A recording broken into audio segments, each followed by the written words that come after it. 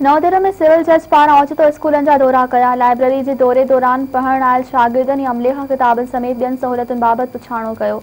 Sindh high court जे हुकुम ते civil जज लाड़काणो नवदेरो पहुची वियो, जिते हुन गवर्नमेंट गर्ल्स बॉयज़ डिग्री कॉलेजनि ऐं गवर्नमेंट गर्ल्स ऐं बॉयज़ हायर सेकेंडरी स्कूलनि जो ओचितो दौरो कयो।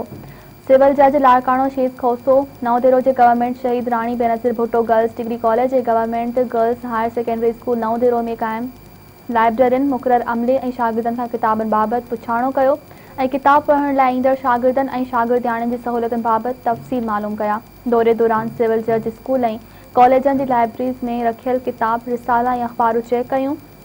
नवदेरो जे बॉयज़ डिग्री कॉलेज में पहुचण वक़्तु लाइब्रेरियन मौजूदु न हुजण ते सिविल जज सख़्त कावड़ जो इज़हार कयो। लाइब्रेरी रूम जा ताला तोड़ण बाद सिविल जज लाइब्रेरी जो मुआयनो कयो ऐं मौजूदु स्टाफ खे सख़्ती सां हिदायतूं ॾींदे चयो त कॉलेज में फर्नीचर, स्टाफ ऐं किताबनि जी खोट बाबति लिखत में आगाही ॾिनी वञे।